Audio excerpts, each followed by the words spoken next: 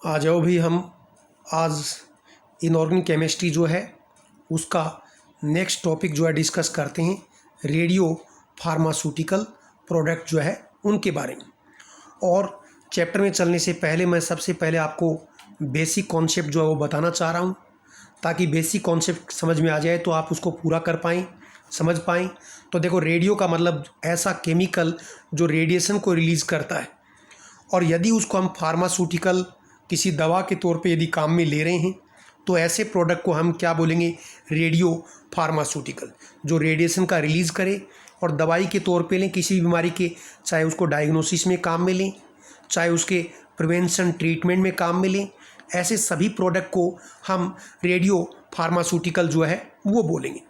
अब मैं बात करूँगा रेडिएशन को इमिट करने वाला जो सब्सटेंस है वो कोई क्या है? आइसोटोप होगा। कोई रेडियो एक्टिव क्या है? आइसोटोप होगा। कोई भी आइसोटोप जो रेडिएशन का इमिशन करेगा वो रेडियो एक्टिव है, और जो रेडिएशन का इमिशन रेडिएशन को रिलीज नहीं करेगा वो क्या है? रेडियो इनएक्टिव है। तो हमें रेडियो फार्मास्यूटिकल के लिए ऐसा कोई आइसोटोप चाहिए जो रेडिएशन को क्या करता हो? रिलीज करता हो, जो रेडियो एक्टिव हो। तो मैं आगे रेडियो एक्टिव आइसोटोप के बारे में और उनको हम कौन सी डिजीज़ में यूज़ करेंगे उसके बारे में अपन डिस्कस इस चैप्टर में करेंगे। लेकिन उससे पहले मैं आपको बता दूं कि आइसोटोप जो है वो क्या होते हैं। तो इसको हम एग्जाम्पल के तौर पे समझते हैं कि जैसे मैंने लिखा कि कार्बन 12, तो ये कार्बन के बारे में आपको पता है। ये कार्बन मैंने आगे दूसरा एग्जाम्पल लिया कार्बन 13, और फिर मैं लेता हूँ कार्बन क्या है? 14। तो ये जो कार्बन है ये कार्बन के आइसोटोप हैं, और ये ऊपर जो लिखा 12, 13 और 14 ये क्या है? ये मास नंबर है। तो आप देख रहे हैं कार्बन के आइसोटोप में क्या दिख रहा है? इनका मास नंबर क्या है? डिफरेंट है, 12, 13 और 14। तो मास नंबर आइसोटोप के अंदर डिफरेंट होगा, जबकि इनका एटॉमिक नंबर 6, 6 और 6 सेम है। तो आइसोटोप का मतलब ये होता है कि उनका एटॉमिक नंबर क्या होगा? सेम, और उनका मास नंबर क्या होगा? डिफरेंट। तो ये आइसोटोप की डेफिनेशन है। दूसरा, आप ये कह सकते हैं कि ये जो आपका एटॉमिक नंबर है ये प्रोटॉन को इंडिकेट करता है। तो कार्बन के तीनों आइसोटोप में आप क्या देख रहे हैं कि नंबर ऑफ प्रोटॉन 6, 6 और 6 हैं। तो जो आइसोटोप होंगे उनका एटॉमिक नंबर सेम होगा, या नंबर ऑफ प्रोटॉन जो है वो सेम होंगे, लेकिन उनके अंदर नंबर ऑफ न्यूट्रॉन डिफरेंट होंगे, या उनका मास नंबर क्या है? डिफरेंट। क्योंकि ये जो मास है ये प्रोटॉन प्लस न्यूट्रॉन का टोटल होता है। जैसे आपने कहा 6 प्रोटॉन हैं, तो 6 में हम 6 और ऐड करेंगे तो 12 बनेंगे। इसके अंदर 6 प्रोटॉन हैं, और 6 में यदि 7 ऐड करूँगा मैं तो जाके ये 13 बनेंगे, और इस 6 में यदि मैं 8 ऐड करूँगा तब जाके ये क्या है? 14 बनेंगे। तो कहने का मतलब ये है कि एक फिर से डेफिनेशन मैं आपको बताऊं, आइसोटोप तो सेम एटॉमिक नंबर, और डिफरेंट क्या है? मास नंबर, जो आपके नोट्स में लिखी हुई है। दूसरी डेफिनेशन है कि नंबर ऑफ प्रोटॉन सेम होंगे, और नंबर ऑफ न्यूट्रॉन इसमें 6 हैं, इसमें 7 हैं, इसमें 8 हैं। नंबर ऑफ न्यूट्रॉन क्या होंगे? डिफरेंट होंगे। और ये जो आपके आइसोटोप हैं, इन आइसोटोप में कोई ऐसा आइसोटोप होगा जो रेडिएशन को क्या है? रिलीज करता है, और जो रेडिएशन को रिलीज करेगा उसको रेडियो एक्टिव बोलेंगे। और रेडियो फार्मास्यूटिकल प्रोडक्ट के लिए हमें एक रेडियो एक्टिव आइसोटोप की रिक्वायरमेंट क्या है? रहेगी। अब आप कहेंगे कोई भी रेडियो एक्टिव आइसोटोप हैं वो कौन से प्रोसेस से डीके होते हैं, उनका डिग्रेडेशन होता है। तो ये आपको याद रखना, बोल्ड किया है क्योंकि इंपॉर्टेंट है। फर्स्ट ऑर्डर काइनेटिक से वो क्या होते हैं? डीके होते हैं। और फर्स्ट ऑर्डर काइनेटिक से डीके होते हैं। क्या डीके होता है? तो उनकी जो रेडियो एक्टिविटी है वो कम हो जाती है। तो कोई भी रेडियो एक्टिव आइसोटोप है और उसकी इनिशियल रेडियो एक्टिविटी, जैसे मैंने कहा कि मान लीजिए 64 क्यूरी है, और आपको याद रखना यूनिट ऑफ रेडियो एक्टिविटी क्या होती है? रेडियो एक्टिविटी की यूनिट है क्यूरी, और क्यूरी के पहले मिली क्यूरी लगा दें, माइक्रो क्यूरी लगा दें, क्योंकि मेन यूनिट क्या है इसकी, क्यूरी। तो रेडियो एक्टिविटी की यूनिट होती है क्यूरी। और आपको पता हो, आपने छोटी क्लासेस में पढ़ा है कि एक मैडम क्यूरी एक साइंटिस्ट थी और उसने रेडियो एक्टिविटी की खोज की थी।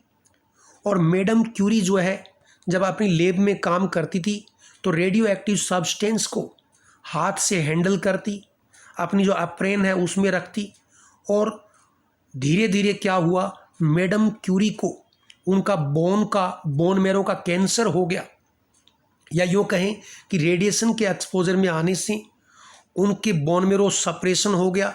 और फिर उनकी जितनी भी ब्लड सेल, क्योंकि बोन मैरो में आपको पता है क्या होता है, ब्लड सेल बनती है आरबीसी डब्ल्यूबीसी प्लेटलेट, तो उनके ऊपर इफेक्ट आया और लास्ट में मैडम क्यूरी की जो है डेथ हो गई। और तब से ये लोगों को पता लगा कि रेडिएशन जो हैं ये डेंजरस होती हैं और इनको यदि आप हैंडल कर रहे हो तो इनको डायरेक्टली हाथ से हैंडल नहीं करेंगे, प्रोटेक्टिव कवरिंग जो है वो पहननी ज़रूरी है, अदरवाइज़ ये कोई कैंसर या कोई दूसरी प्रॉब्लम जो है कर सकती। तो मैडम क्यूरी की ब्लड कैंसर से डेथ हो गई थी और इसीलिए उनके नाम से उनको रेस्पेक्ट देने के लिए ये रेडियो एक्टिविटी की यूनिट जो है वो क्या रखी गई है, क्यूरी। तो क्यूरी और मिली क्यूरी रेडियो एक्टिविटी की यूनिट है, याद रखना। और रेडियो एक्टिव आइसोटोप जो वो होगा जो रेडिएशन का इमिशन करेगा। एक एग्जांपल के तौर पे मैं ले रहा हूँ कि मान लीजिए एक रेडियो एक्टिव सब्सटेंस है जिसकी यूनिट इतनी क्यूरी है, 64 क्यूरी है, तो मैं कहूँगा एक टी हाफ के बाद में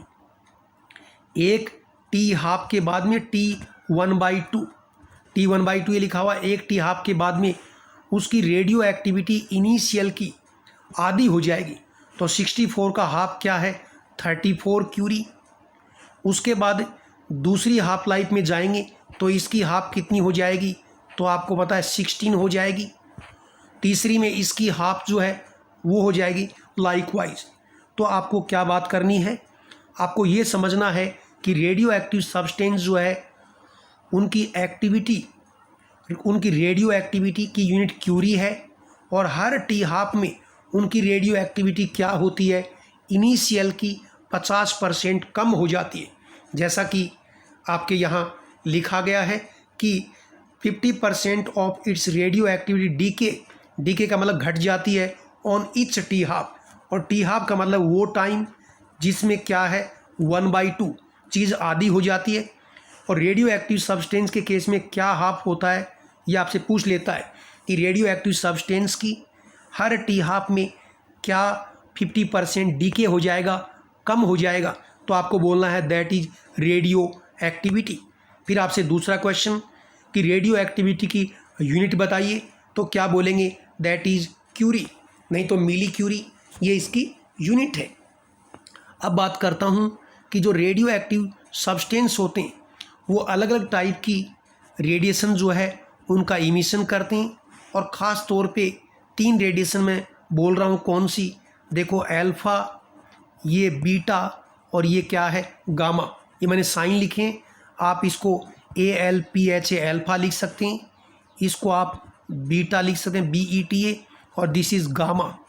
तो अल्फ़ा बीटा गामा रेडिएशन यानी रेडियो एक्टिव सब्सटेंस, इनमें से कोई भी रेडिएशन जो है उसका इमिशन कर सकते हैं, अल्फ़ा का, बीटा का, गामा का। और आपको जानकारी के लिए बता दूं, ये जो अल्फ़ा है ये हीलियम की तरह होती है और इट इज़ ऑल्सो पॉजिटिवली क्या है, चार्ज, पॉजिटिव चार्ज होती है। जबकि ये जो बीटा रेडिएशन है ये इलेक्ट्रॉन की तरह, इलेक्ट्रॉन को हम ई से ऐसे शो करते हैं और ये नेगेटिवली चार्ज होती हैं। और जो गामा रेडिएशन है इनके ऊपर किसी तरह का कोई चार्ज नहीं होता। एक चीज़ होगी कि अल्फ़ा रेडिएशन पॉजिटिवली चार्ज हैं, पॉजिटिव सिंबल होता है, बीटा रेडिएशन इलेक्ट्रॉन की तरह नेगेटिवली चार्ज, और गामा रेडिएशन पे कोई भी चार्ज नहीं है। दूसरी चीज़ आपको याद रखनी है, इन रेडिएशन में सबसे हाई पिनिट्रेशन पावर किसकी है, तो जो गामा रेडिएशन है इनकी हाई पिनिट्रेशन पावर होती है। हाई पिनिट्रेशन पावर का मतलब है कि ये एक दीवार के आर पार निकल सकती हैं। दीवार को पार कर सकती हैं। तो गामा रेडिएशन की पेनिट्रेशन पावर सबसे हाई, उसके बाद नंबर आता है बीटा रेडिएशन की, और अल्फा रेडिएशन हीलियम की तरह बहुत हैवी होती हैं, भारी होती हैं, और इनकी पेनिट्रेशन पावर सबसे कम होती है। तो इस तरह का कोई कंपैरिजन भी पूछ लेते हैं। अब मैं आपसे पूछता हूँ कि रेडियो फार्मास्यूटिकल के तौर पे कोई भी हम रेडियो एक्टिव आइसोटोप काम में लेंगे तो कौन सा आइसोटोप काम में लेंगे, या वो इनमें से कौन सी रेडिएशन इमिट करेगा तो काम में लेंगे। तो जो बीटा रेडिएशन को इमिट करते हैं और जो गामा रेडिएशन को इमिट करते हैं, उन्हीं आइसोटोप्स को एज ए रेडियो फार्मास्यूटिकल हम यूज़ करते हैं। अल्फा को हम यूज़ नहीं करते हैं। कारण क्या है? क्योंकि इनकी पेनिट्रेशन पावर क्या है, बहुत पुअर है। एक सिंपल जो पेपर होता है वो अल्फा रेडिएशन को, हम जो पेपर पे लिखते हैं वो अल्फा रेडिएशन को रोक लेता है। तो इनकी पेनिट्रेशन पावर क्या है, इट इज़ वेरी पुअर। तो अल्फा रेडिएशन को हम इनको रेडियो फार्मास्यूटिकल के तौर पे यूज़ नहीं करते हैं। वही रेडियो एक्टिव सब्सटेंस या तो बीटा का इमिशन करेंगे या गामा का इमिशन करेंगे, उन्हीं को ही as a drug, as a radio pharmaceutical जो है यूज़ करते हैं। अब देखो, अब तक जो मैंने आपको पढ़ाया उसके कुछ इंपॉर्टेंट क्वेश्चंस मैं आपसे कर लेता हूं ताकि आपको एक तरह से थोड़ा रिवाइज हो जाए। क्वेश्चन नंबर 1 जो एग्ज़ाम में पूछा जा चुका है कि आइसोटोप की डेफिनेशन क्या है, और मैंने आपको 2 डेफिनेशन बताई। तो मैंने कहा इनका एटॉमिक नंबर सेम होगा, मास नंबर क्या है, डिफरेंट होगा। या फिर मैंने कहा इनमें प्रोटॉन सेम होंगे, न्यूट्रॉन क्या है, डिफरेंट होंगे। फिर दूसरा, यदि कोई रेडियो एक्टिव आइसोटोप है तो वो कौन सी काइनेटिक्स से डीके और डिग्रेड होगा। तो आंसर आपका क्या है, फर्स्ट ऑर्डर काइनेटिक। फिर तीसरा मेरा क्वेश्चन है कि हर टी हाफ में उसका क्या कम हो जाएगा। तो मैं कहूँगा ऑन ईच टी हाफ उसकी रेडियो एक्टिविटी क्या है, इनिशियल की 50%, 1/2 का मतलब ही क्या होता, आधा, 50% कम हो जाएगी। फिर मेरा नेक्स्ट क्वेश्चन है कि रेडियो एक्टिविटी की यूनिट क्या है। तो मैंने कहा मैडम क्यूरी, तो क्यूरी है। फिर मैंने आपसे नेक्स्ट क्वेश्चन करता हूँ। देखो, हर लाइन पे क्वेश्चन, और हमने आपके नोट्स में वही चीज़ें रखी हैं जो आपके कॉम्पिटिटिव फार्मेसी की कोई भी एग्ज़ाम जिससे संबंधित है, जिससे क्वेश्चन आता, वही रखें। आलतू फालतू की चीज़ें हमने हटा दी हैं, और यही स्टूडेंट की प्रॉब्लम होती है सेलेक्ट होने और नहीं होने में, अच्छे नोट्स और ख़राब नोट्स में, अच्छे और बुरे टीचर में। ठीक है, एक स्मार्ट टीचर में, स्मार्ट स्टूडेंट में यही फ़र्क है कि वो, उनको पता होता है कि एग्ज़ाम में क्या पूछा जाता है, कैसे पूछा जाता है, ताकि उसी चीज़ को फोकस करें, बार बार उसका रिवीजन करें। दिमाग सब में बराबर होता है, लेकिन एक गाइडेंस, और उस गाइडेंस के अंदर चीज़ों को बार बार रिपीट करना, और जो चीज़ें आपके काम की नहीं है उनको छोड़ देना, ताकि आपके दिमाग में कोई एक्स्ट्रा बर्डन नहीं हो और आप आराम से, और एक बिल्कुल साधारण से साधारण स्टूडेंट, ऐसा स्टूडेंट जो अपने आप को बहुत कमज़ोर मानता है, जो फेलियर हो सकता है, ऐसा स्टूडेंट कॉम्पिटिटिव एग्ज़ाम के अंदर, या कोई भी इंसान यदि सही गाइडेंस और मेहनत करे तो वो अपनी लाइफ में कोई भी काम कर सकता है। इसलिए आपको अपने आप को कमज़ोर नहीं समझना है, और मैं एक एक चीज़ आपको खुल के बता रहा हूँ। जहाँ से क्वेश्चन आता है आपको उन चीज़ों को समझना। कोई भी डाउट हो, आपको इन नोट्स के ऊपर व्हाट्सएप नंबर दिया हुआ है, उसके ऊपर आप व्हाट्सएप मैसेज कर सकते हैं, तो आपको कहीं कोई दिक्कत नहीं होगी। लेकिन अपने डाउट हैं तो ज़रूर पूछें। अब मैं बात करता हूँ कि मैं क्या बात कर रहा था, कि क्यूरी और मिली क्यूरी रेडियो एक्टिविटी की यूनिट है। फिर मैं आपसे बात करता हूँ नेक्स्ट क्वेश्चन, कि मुझे ये बताइए कि रेडियो फार्मास्यूटिकल के तौर पे कौन सी रेडिएशन के इमिटर्स को यूज़ नहीं करते। तो मैंने कहा था जो अल्फा रेडिएशन इमिट करते हैं उनको एज ए रेडियो फार्मास्यूटिकल हम यूज़ नहीं करेंगे, सिर्फ उनको ही यूज़ करते हैं जो बीटा रेडिएशन इमिट करते हैं, और गामा रेडिएशन जो है उनको रिलीज़ करते हैं, उन्हीं को ही एज ए रेडियो फार्मास्यूटिकल क्या करेंगे, यूज़ करेंगे। तो ये अब तक के क्वेश्चन जिसे कॉन्सेप्ट मेरे ख्याल में आपका क्लियर हो गया होगा। अब मैं इससे आगे की बात करता हूँ। अब यहाँ एक क्वेश्चन आ जाता है, कोई भी आपको रेडियो एक्टिव जो एग्जाम्पल नीचे तक दिख रहे हैं आपको ये लिखे हुए, और इन एग्जाम्पल के ऊपर आपसे क्वेश्चन कर लेता है। जैसे आपसे पूछ लेगा कि प्लाज्मा वॉल्यूम डिटरमाइन करने के लिए, प्लाज्मा वॉल्यूम का पता लगाने के लिए कौन सा रेडियो एक्टिव सब्सटेंस या रेडियो फार्मास्यूटिकल्स को यूज़ करेंगे, तो आपको बोलना क्रोमियम 51। क्रोमियम 51 लिखा हुआ है। ऐसे ही यदि किसी को पर्नीशियस एनीमिया होता है तो इसका पता लगाने का तरीका है साइनोकोबालामीन, और ये भी आपको याद रखना है, इसके ऊपर लिखा हुआ है क्या, साइनोकोबालामीन कोबाल्ट 57, 58 इनको काम मिलेंगे, क्योंकि ये CO का मतलब कोबाल्ट है और ये 57, 58 ही रेडियो एक्टिव हैं। तो पूछ लेगा कि पर्नीशियस एनीमिया का पता लगाने के कोबाल्ट का कौन सा आइसोटोप काम में लेंगे, और फिर आपको ऑप्शन ऐसे दे देता है क्योंकि आप इनको हल्के में लेते हो, और वो कहेगा कोबाल्ट 50 लेंगे, कोबाल्ट जो है 57 लेंगे, और इस तरह के ऑप्शन आएंगे। तो आपको पता 57, 58 इन कोबाल्ट को हम as a radioactive substance और पर्नीशियस एनीमिया का पता लगाने में काम में लेते हैं।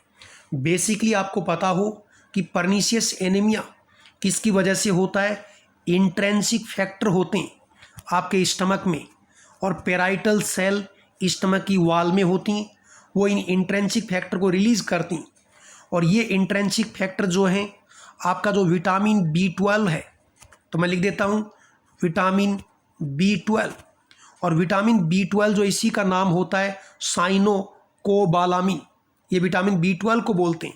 और विटामिन B12 तभी अब्जॉर्ब होता है, ये आपकी डाइट में होगा, आपने खाने में विटामिन B12 खाया है और आपके स्टमक में इसको इंट्रेंसिक फैक्टर मिलेंगे, दोनों का कॉम्प्लेक्स बनेगा, और बनने के बाद में ये आपके इलियम, डिस्टल इलियम बोल सकता हूँ, स्मॉल इंटेस्टाइन का पार्ट है इलियम, उससे ये दोनों का कॉम्प्लेक्स अब्जॉर्ब होगा।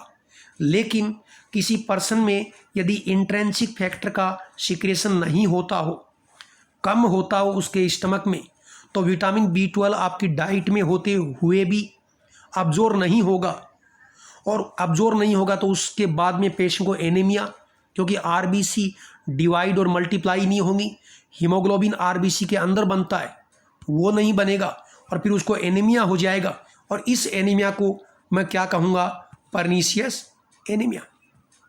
तो ये पर्नीशियस एनीमिया आपको pharmacology, human anatomy, physiology, biochemistry सब जगह डिस्कस करते हैं। तो ये इंट्रेंसिक फैक्टर की कमी से होता है, और ये किसी को पर्नीशियस एनीमिया है ये पता लगाने के लिए, क्योंकि हमें पता है इंट्रेंसिक फैक्टर के साथ में जो विटामिन B12 है वो जुड़ता है तब अब्जॉर्ब होता है। और विटामिन B12 का नाम है देखो साइनोकोबालामीन, तो को का मतलब इस विटामिन B12 के अंदर कोबाल्ट होता है, और हम क्या करेंगे, हम इस कोबाल्ट को, विटामिन B12 में जो कोबाल्ट है उसको तो निकाल देंगे, और इस कोबाल्ट को रिमूव करके इसकी जगह कोबाल्ट 57 या 58 इसको ऐड कर देंगे इसके अंदर, और फिर हम पेशेंट को ये रेडियो एक्टिव विटामिन B12 खिलाएंगे। और ये रेडियो एक्टिव विटामिन B12 क्योंकि इसमें कोबाल्ट 57 ऐड कर दिया या 58 ऐड कर दिया तो रेडियो एक्टिव बन गया। और उसके बाद में अब ये विटामिन B12 कितना इंट्रेंसिक फैक्टर के साथ कॉम्प्लेक्स बनाएगा, कितना अब्जॉर्ब होगा, इन सारी चीज़ों को हम ट्रेस कर सकते हैं। जैसे आपके पास आपका मोबाइल है और आपने लोकेशन ऑन कर रखी है, तो आप कहीं भी जाएं, कौन से रास्ते से जाएंगे इसको हम ट्रेस कर सकते हैं। सेम चीज़ ये है कि किसी को पर्नीशियस एनीमिया है कि नहीं पता लगाने के लिए हमारे पास तरीका है कि विटामिन B12 खिलाएंगे जो कि रेडियो एक्टिव है, और फिर ये रेडिएशन जहाँ जहाँ जाएगा ये रेडिएशन को रिलीज़ करेगा, और रेडिएशन को हम पकड़ लेंगे और इसका पता लग जाएगा। तो ये तो मैंने जस्ट आपको समझाने के लिए बताया है। बाकी आपको बिल्कुल सिंपल क्वेश्चन कि पर्नीशियस एनीमिया किसकी कमी से होता है, पहला आंसर है इंट्रेंसिक फैक्टर। यदि ऑप्शन में नहीं दे रखा है तो सेकंड आंसर आपका है विटामिन B12। कोई कहेगा दोनों नहीं देगा, और दोनों में से एक चूज करना है तो इंट्रेंसिक फैक्टर ही आंसर लेना, क्योंकि पहला मैंने यही बताया। तो कई लोगों के साथ बड़ी दिक्कत है, आप इधर उधर की गाइड करते हैं और उससे इस तरह के कन्फ्यूजिंग क्वेश्चन आपके आते हैं और आपको प्रॉब्लम स्टार्ट हो जाती है। तो इसलिए परनीशियस एनीमिया इंट्रिंसिक फैक्टर की कमी से होगा और इसका पता लगाने के लिए कोबाल्ट 57, 58 को काम में लेते हैं। फिर इसके बाद में आपके नोट्स में दूसरी चीज़ें लिखी हैं, ये खैर इतनी इंपॉर्टेंट नहीं है कि पोटेशियम, अब इसको रटना नहीं, इसने लिखा है कि पोटेशियम 42, ये रेडियो एक्टिव पोटेशियम 42 का मतलब ये रेडियो एक्टिव पोटेशियम है। और जहाँ रेडियो एक्टिव पोटेशियम खिलाएंगे तो ये पोटेशियम जहाँ जहाँ आपकी बॉडी में मूवमेंट करेगा उसको आप क्या है ट्रेसर से ट्रेस कर सकते हैं, पता लगा सकते हैं। तो ये पोटेशियम एक्सचेंज के बारे में बताएगा। इसी 42 को उल्टा करके आपने लिखा 2 पहले और 4 बाद में, तो ऐसे कर दिया तो ये 24, तो ये लिखा देखो सोडियम 24, ये सोडियम एक्सचेंज के बारे में। तो इन दोनों को साथ साथ याद करें, पोटेशियम सोडियम 24, 42। फिर इसके बाद में देखो फ्लोरीन 18, फ्लोरीन 18 ये बोन स्कैनिंग में काम आती, किसी बोन को स्कैन करना हो, बोन मेटाबॉलिज्म की स्टडी करना हो तो फ्लोरीन 18 जो है काम में लेते हैं। तो आप इसको ऐसे याद करना, देखो कई चीज़ें हैं जो डायरेक्ट आपसे याद नहीं होती, तो देखो आप अपनी खुद की ट्रिक बना सकते हैं। जैसे आपने कहा कि किसी की हाइट बढ़ती है तो 18 साल की उम्र तक बढ़ती है, एक एग्जाम्पल के तौर पे, है ना। जब आप बच्चा 12th पास कर लेता है तो हमें लगता है कि अब उसकी हाइट बढ़नी ऑलमोस्ट रुक जाती है, तो 18 की साल तक बढ़ती है, तो यह हाइट आ गई बोन से संबंधित, तो इसलिए फ्लोरीन 18 जो है ये बोन स्कैनिंग में काम आती है। लास्ट क्लास में मैंने आपको बताया कि डेंटल कैरीज और डेंटल कैरीज फ्लोरीन की कमी से होती हैं, तो फ्लोरीन हमारे टीथ की रिक्वायरमेंट है, तो किसी को रेडियो एक्टिव फ्लोरीन खिलाएंगे तो उसकी बोन में जाएगी, तो बोन की स्कैनिंग कर सकते हैं और बोन मेटाबॉलिज्म की स्टडी कर सकते हैं। इसी तरह से फिर आपके नोट्स में लिखा है टिकनीटियम, ये रहा 99M, तो टिकनीटियम तो ये TC हो गया, ये 99M ये मेटा स्टेबल फॉर्म में, आपको 99 याद रखना, टिकनीटियम 99M, चाहे आपको कोलाइडल सॉल्यूशन याद नहीं, कोई खास बात नहीं, आप तो टिकनीटियम 99M ये लीवर और स्प्लीन इनका स्कैन कर सकते हैं। स्कैन करना जैसे आपका स्कैनर होता है ना, डॉक्यूमेंट को स्कैन कर लेता है, तो बाहर से किसी का लीवर और स्प्लीन की जांच करनी हो तो पेशेंट को टिकनीटियम 99M खिलाएंगे, ये रेडियो एक्टिव है, ये लीवर स्प्लीन में जाएगा और लीवर स्प्लीन कितनी रेडियो एक्टिव सब्सटेंस इमिट करते हैं, रिलीज करते हैं, वो मशीन बता देगी। इसी तरह से देखो फ्लोरीन 59 ये आयरन मेटाबॉलिज्म और RBC, क्योंकि आपको पता RBC के अंदर क्या है, हीमोग्लोबिन, और हीमोग्लोबिन के अंदर क्या होता है, आयरन होता है ना। तो इस तरह से तो ये 59 ज़रूर याद रखना है। तो देखो ये कोबाल्ट 57, 58 और ये था आयरन 59, तो आयरन मेटाबॉलिज्म और RBC फॉर्मेशन का पता लगाने के लिए इसको काम में लेते हैं। आपको याद नहीं हो फेरस सिट्रेट, कोई खास बात नहीं है, ये 59 काम का है। इसके बाद मैं आयोडीन की बात करूं, इसलिए मैं सोडियम आयोडाइड को इंपॉर्टेंस नहीं दे रहा, और आयोडीन, और इसमें आयोडीन के अंदर जो 131 है, क्योंकि आयोडीन के और भी आइसोटोप होते हैं, इसको ही याद रखना है। ये जो है ये हम थायराइड ग्लैंड की स्कैनिंग कर सकते हैं और कितना थायराइड हार्मोन बनता है, कितनी आयोडीन को थायराइड ग्लैंड अपटेक करेगी, इसकी स्टडी कर सकते हैं। और भी यूज़ हैं, इनको बाद में आगे डिस्कस करेंगे। और इसी तरह से मैं आपको बताऊं फास्फोरस 32 ये पॉलीसाइथेमिया वीरा के ट्रीटमेंट में काम आता है, और पॉलीसाइथेमिया वीरा का मतलब क्या है, ओवर प्रोडक्शन ऑफ RBC। कोई कहे पॉलीसाइथेमिया वीरा में क्या होगा, तो पेशेंट में RBC का लेवल रिमार्केबली क्या है, बढ़ जाता है, और ऐसे पेशेंट का इलाज क्या है, उसको फास्फोरस 32 दें। इसके बाद में आपने कहा ब्रोमीन 82 ये एक्स्ट्रा सेलुलर फ्लूइड निकाल चेक करने में काम आता है, क्योंकि ये सेल, ये आपकी बॉडी की सेल, और बॉडी के सेल के अंदर जो फ्लूइड है ये होता है इंट्रा सेलुलर, और इनके बाहर जो सेल के बीच है वो क्या है, एक्स्ट्रा सेलुलर फ्लूइड। तो कितना एक्स्ट्रा सेलुलर फ्लूइड आपके अंदर है, इसका पता लगाने के लिए हम क्या है, हम काम में लेते हैं ब्रोमीन क्या है 82। और कई चीज़ें आपसे डायरेक्ट याद नहीं हो तो ब्रोमीन से आपने बना दिया बाबा, और घर में बूढ़े आदमी को बोलते हैं ना अपना बाबा, और पूछते हैं बाबा कितनी साल का है, बोलो 82 साल का है, ऐसे कुछ याद कर लें, तो बाबा से आपका ब्रोमीन 82 अपने आप याद हो जाएगा, एक्स्ट्रा सेलुलर क्या है, फ्लूइड। इसके बाद में नेक्स्ट जो है ये काफ़ी इम्पोर्टेंट है, क्या लिखा हुआ है, सोडियम आइडोहिपुरेट, या इसमें देखो आइडोहिपुरेट, पूरा याद नहीं हो तो हिपुरिक एसिड, इसको आप ज़रूर याद रखना। देखो नाम जैसे आपके चेंज हो जाते हैं भाई, जैसे इसमें लिखा है कि सोडियम आइडोहिपुरेट, नहीं याद हो मैं तो कर रहा हूँ, आप सिंपल हिपुरिक एसिड याद कर लीजिए। अब चाहे इसके पहले वो सोडियम हिपुरेट दे, सोडियम आइडोहिपुरेट दे, हिपुरिक एसिड नाम आ गया। और हिपुरिक एसिड हमारे रीनल फंक्शन को चेक करने में काम में आता है, ये काफ़ी इम्पोर्टेंट है। इसके बाद में नेक्स्ट है रेडियो, ये भी बहुत इम्पोर्टेंट है, रेडियो ओपेक या कॉन्ट्रास्ट मीडिया। देखो रेडियो का मतलब रेडिएशन, ओपेक का मतलब क्या होता है, हर चीज़ का मीनिंग निकालें। जैसे मैं कहूँ एक अपने घर की जो विंडो है, खिड़की, उसमें एक शीशा लगा हुआ है और उसके आर पार दिखता है तो ट्रांसपेरेंट है। और कई बार ऐसा शीशा होता है कि अंदर से बाहर तो दिखता है और बाहर से अंदर नहीं दिखता है या धुंधला दिखता है, तो उसको क्या बोलेंगे, दैट इज ओपेक। तो इसलिए रेडियो ओपेक मीडिया या इसी को बोलते हैं रेडियो कॉन्ट्रास्ट मीडिया, ये क्या है, बेरियम सल्फेट, क्योंकि ये रेडिएशन को क्या है, रोक लेता है, पार नहीं होने देता, ओपेक है रेडिएशन के लिए। तो बेरियम सल्फेट का क्या बनाते हैं, घोल बनाते हैं, और इसको याद रखना फॉर्मूला क्या होगा, बेरियम BaSO4। कई बार ऐसे पूछ लेते हैं कि बेरियम सल्फेट या कहेगा रेडियो कॉन्ट्रास्ट मीडिया कौन सा है, और आपने ये नाम तो याद रख रखा है, लेकिन उसने आपको ऑप्शन में ये दे दिया BaSO4। अब अच्छे से याद रखना, क्योंकि BaSO4 तो आंसर है, वो आपको साथ में मान के चलो BaCl2 भी देगा, उसने साथ में क्या दिया, BaCl2 भी दे दिया, आपको बेरियम याद रहा, आंसर गलत हो गया। तो ऐसे भी कुछ क्वेश्चन आपके आते हुए गलत होते हैं, इसलिए एक्यूरेसी के लिए ज़रूरी होता है जब भी पढ़ें मन से पढ़ें और कंपेयर करके पढ़ें। तो देखो बेरियम सल्फेट जो है ये बेरियम मील है और इसका घोल बनाते हैं, इसको बेरियम मील भी बोलते हैं, क्योंकि इसका हम क्या करते हैं, बीकर में लेंगे और बीकर के अंदर पानी डालेंगे, बेरियम सल्फेट डालेंगे, इसका घोल बनाएंगे और फिर पेशेंट को पिलाते हैं। तो ये बेरियम मील के नाम से भी इसको जानते हैं। ये कॉन्ट्रास्ट मीडिया है, रेडियो ओपेक मीडिया है। और क्योंकि ये रेडिएशन को अब्जॉर्ब करता है, उनको ब्लॉक करता, पास नहीं होने देता। तो पेशेंट को आपने बेरियम सल्फेट का घोल पिलाया और जैसे इसको घोल पिलाएंगे, सॉल्यूशन पिलाएंगे, तो आप सोचें कि ये उसके स्टमक में चला जाएगा, यहाँ पहुँच गया, थोड़े टाइम बाद में इंटेस्टाइन में भी पहुँचेगा, इस तरह से इसका मूवमेंट होगा।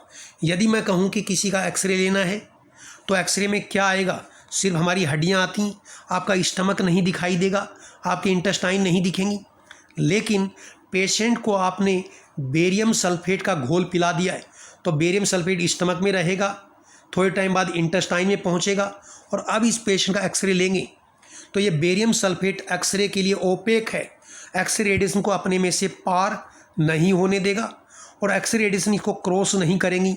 तो जिस तरह से बोन हैं वो रेडिएशन को रोक लेती हैं और आपकी फोटोग्राफिक एक्सरे प्लेट पे बोन की इमेज आ जाती है, तो वैसे ही आपके स्टमक की इमेज उभर के आएगी और यदि थोड़े टाइम बाद किया तो इंटेस्टाइन की इमेज आ जाएगी।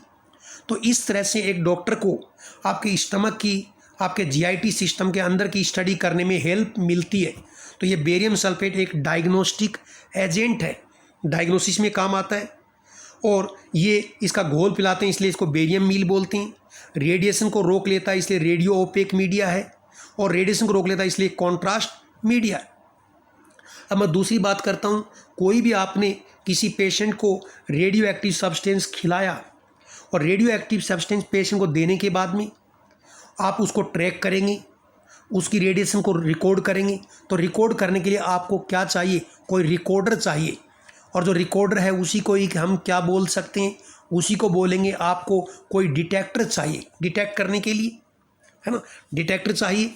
तो आपने मान लीजिए पेशेंट को ये आयरन खिलाया, रेडियो एक्टिव है, इसकी आपने उसको दवाई खिला दी, अब ये कितना आयरन अब्जॉर्ब होगा, कितना ये हीमोग्लोबिन बनाने में RBC के अंदर कंज्यूम होगा, कहाँ कहाँ जाएगा, इसको कैसे ट्रैक करेंगे। तो आपको एक रेडिएशन को ट्रैक करने वाला या ट्रेस करने वाला, पता लगाने वाला डिटेक्टर होना चाहिए। तो यूँ तो बहुत सारे डिटेक्टर हैं, लेकिन आपको एक डिटेक्टर जो बहुत कॉमन है, क्वेश्चन भी इसके बारे में ही आपसे पूछते हैं, तो मैं लिखता हूँ दैट इज GM काउंटर, क्योंकि रेडिएशन को काउंट करता है, GR Muller counter, GM counter. आगे आपको पता आपके नोट्स के अंदर जो वन वर्ड क्वेश्चन जो है वो होते हैं, ये आपको पता है। और वहीं वन वर्ड जो क्वेश्चन हैं वहाँ ये चीज़ें जो मैं शॉर्ट में लिखता हूँ उसको आप ज़रूर पढ़ें।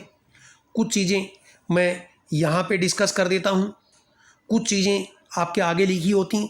तो मैंने आपको बताया रेडिएशन को डिटेक्ट करने के लिए जो डिटेक्टर काम में लेते हैं वो जीआर मूलर काउंटर है, जीएम काउंटर है, इसको काम में लेते हैं। अब मैं आपको कुछ बातें बताऊं। अभी मैंने आपको स्टोरी सुनाई थी मैडम क्यूरी की, और मैडम क्यूरी को नहीं पता था रेडिएशन टॉक्सिक हैं, लेकिन बाद में हमें पता लग गया। तो आज कोई भी साइंटिस्ट जहाँ रेडिएशन है, जहाँ रेडिएशन का काम होता है, वहाँ जो काम करते हैं वो लोग वहाँ एक प्रोटेक्टिव अप्रेन पहन के जाते हैं। जिस तरह से आप देखते हैं कोई भी, जैसे कोरोना के अंदर जो अप्रेन पहनते, प्रोटेक्टिव जो पीपी किट पहनते हैं, तो वैसे ही जहाँ रेडिएशन बनती है वहाँ काम करने वाले साइंटिस्ट और वर्कर एक प्रोटेक्टिव अप्रेन और क्लॉथ पहन के जाते हैं ताकि वो रेडिएशन के एक्सपोजर में नहीं आए। दूसरा, जिस एरिया में काम करते हैं वहाँ मॉनिटर्स लगे होते हैं, और जैसे ही रेडिएशन का लेवल किसी ऐसे लेवल से ऊपर होगा जो आपके लिए स्वास्थ्य के लिए नुकसानदायक है, तो वो अलार्म बज जाता है और तुरंत से उस जगह को खाली कर देते हैं। और कोई भी रेडियो एक्टिव सब्सटेंस है उसको डायरेक्ट हाथ से हैंडल नहीं करना होता, क्योंकि दवाई के तौर पे काम में लेंगे। तो मेडिकल स्टोर पे भी यदि रेडियो फार्मास्यूटिकल आपके पास में रखे हुए हैं, तो ये जो रेडियो फार्मास्यूटिकल हैं इनको स्पेशल मेडिकल स्टोर में भी अलग से एक क्या होगा, एक आपका लॉकर होगा। उस लॉकर के अंदर ये रेडियो एक्टिव सब्सटेंस रखे जाएंगे, उसके ऊपर बाकायदा लॉक रहेगा ताकि एक आइडिया रहे कि उसको कोई गलती से निकाले नहीं, और अवेयर रहे। और एक आदमी की रिस्पॉन्सिबिलिटी होती है। तो यहाँ आपको याद रखना है कि रेडियो फार्मास्यूटिकल जो प्रोडक्ट हैं, इनको यदि मैं कहीं भी, चाहे मैं किसी लेबोरेटरी में स्टोर करूँ या मैं मेडिकल स्टोर के ऊपर बोतल में पैक है, किसी में भी पैक है, इसको स्टोर करेंगे तो ये इन्वायरमेंट में रेडिएशन को रिलीज़ कर सकता है ऐसे, और उससे इन्वायरमेंटल हजार्ड हो सकता है, लोगों को नुकसान हो सकता है जो उसके आसपास हैं।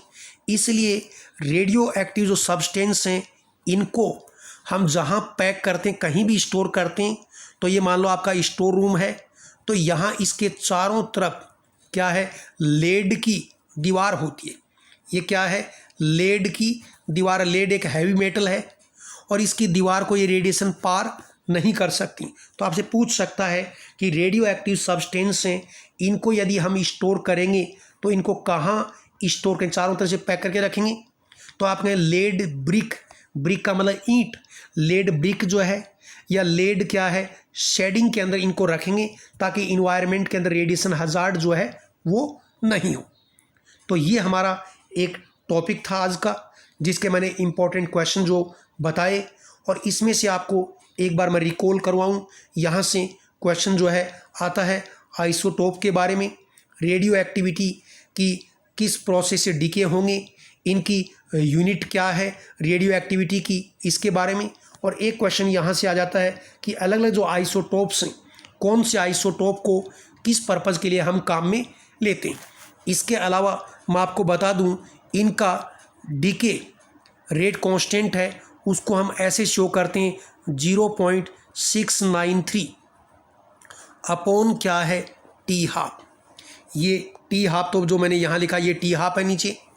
तो ये लेमडा इनकी कोई वेवलेंथ नहीं है, साइन है, इसको बोलते हैं डीके रेट कांस्टेंट। क्योंकि मैंने अभी बताया कि radio active substance first order kinetic से डीके होते हैं, तो उनका फर्स्ट ऑर्डर जो रेट कांस्टेंट है इसको इंडिकेट ऐसे लेमडा से करते हैं।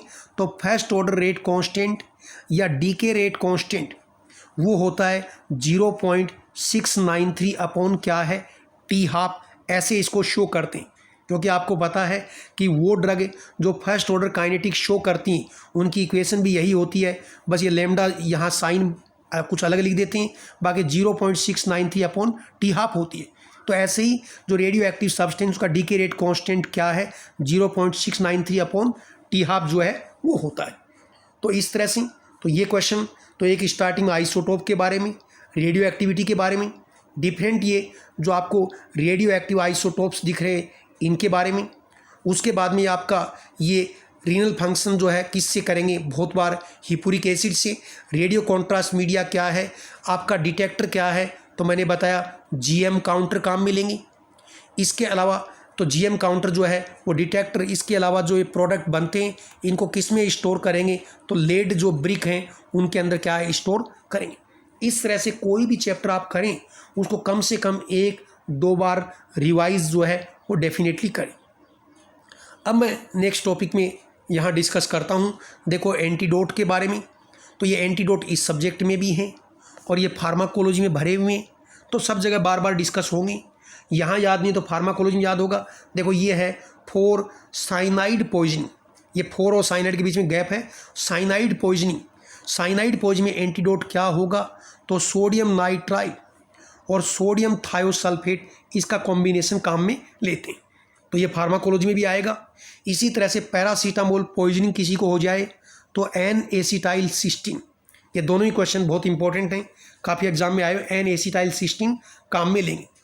इसके अलावा मॉर्फिन पॉइजनिंग हो जाए या ओपियम, क्योंकि मॉर्फिन ओपियम होती है, पॉइजनिंग हो तो उसमें नैलेक्सोन जो है काम में लेंगे।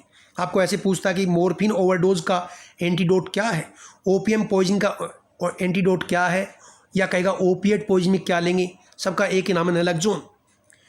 फिर मैं बात करता हूँ बेंजोडाइएज़ेपाइन, जिसमें देखो कौन सी ड्रग आती हैं। बेंजोडाइएज़ेपाइन एक क्लास है जिसको फार्माकोलॉजी में, जिसमें डाइजीपाम जैसी ड्रग आती हैं, डाइजीपाम, ऑक्साजीपाम, नाइट्राजीपाम, और इन ड्रग की पॉइजनिंग हो जाएगी तो एंटीडोट है फ्लूमाजीनल, इसको काम में लेंगे। फिर आपके नोट्स में लिखा है, ये क्वेश्चन भी कई बार आता है, डाइमरकेप्रोल।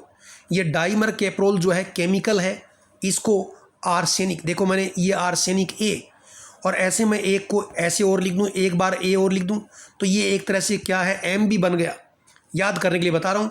तो ये आर्सेनिक और फिर 2 बार ए लिखा तो ये क्या बन गया, दैट इज मरकरी। तो आर्सेनिक और मरकरी पॉइजनिंग किसी को हो जाए तो डाइमरकेप्रोल जो है इसको एज ए एंटीडोट काम में लेते हैं। और ये जो डाइमरकेप्रोल है इसी को हम ब्रिटिश एंटी लेविसाइड बोलते हैं, BAL, तो ब्रिटिश एंटी लेविसाइड बोलते हैं। तो इस नाम से भी ये क्वेश्चन आपसे आता है कि ब्रिटिश एंटी लेविसाइड कौन है, तो डाइमरकेप्रोल है। और स्टोरी ये है कि जो ब्रिटिश आर्मी है, और आपने वर्ल्ड वार की बात सुनी है, वर्ल्ड वार 2, तो वर्ल्ड वार के दौरान क्या हुआ, तो ब्रिटिश आर्मी और इधर जर्मनी, दोनों सेनाएं एक दूसरे के आमने सामने। और आपको पता जर्मनी के अंदर कौन था, हिटलर, और हिटलर को गैस पसंद थी, जैसे बेबी को बेस पसंद है। और जैसे ही वो कोई भी दुश्मन सेना के लोगों को इकट्ठा करता था तो उनको एक किसी कमरे में बंद करके गैस छोड़ देता था और वो सब दम घुटने से मर जाते थे। तो जैसे ही आपकी जर्मनी ने एक गैस बनाई लेविसाइड, जो एक केमिकल था, पॉइजनस गैस थी, तो उस पॉइजनस गैस से बचने के लिए जो ब्रिटिश आर्मी है उसने बनाया डाइमरकेप्रोल केमिकल।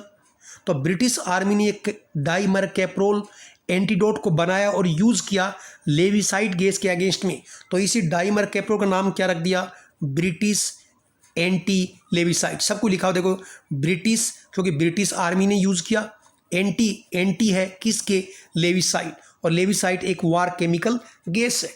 तो BAL को डाइमरकेप्रोल बोलते हैं, और ये आर्सेनिक और ऐसे 2 बार लिखे मरकरी पॉइजनिंग में काम आता है। फिर नेक्स्ट बात करते हैं, तो वैसे तो ये फार्माकोलॉजी के अंदर आएगा, ऑर्गनोफॉस्फेट या ऑर्गनोफॉस्फोरस पॉइजनिंग।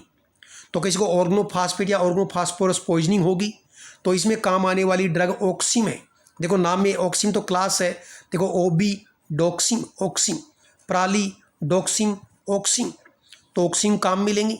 और इसके अंदर हम इनके पेरीफेरल एक्शन है, इनको रोकने के लिए एट्रोपिन भी काम में ले सकते हैं। इस चीज़ के बारे में मैं आपको डिटेल में फार्माकोलॉजी में बताऊंगा, क्योंकि ये वहाँ का पार्ट है। यहाँ तो एंटीडोट की चर्चा हुई है, तो कुछ इंपॉर्टेंट चीज़ें उनको हम बार बार नोट्स में आपके रिपीट करते हैं, तो लिख दिया है। बाकी कैसे काम करते हैं, अभी तो आप ऑर्गनोफॉस्फेट पॉइजनिंग में या तो एट्रोपिन लेंगे या जिस ड्रग के लास्ट में ऑक्सिम लगा हुआ है इनको लेंगे। फिर ये दोबारा पूछा ओपियम पॉइजनिंग में नैलेक्सोन काम में लेंगे। किसी को कोकेन पॉइजनिंग हो जाए, कोकेन नशा करने वाली ड्रग है, पॉइजनिंग हो जाए तो अमाइल नाइट्रेट, और अमाइल नाइट्रेट आपको पता है ये नाइट्रेट क्लास की ड्रग है, इसको काम में लेंगे। फिर इसके बाद में आपसे पूछा है कि यदि आपको कोई लेड पॉइजनिंग हो तो एंटीडोट क्या है, कैल्शियम EDTA, कैल्शियम जरूर लगा होना चाहिए।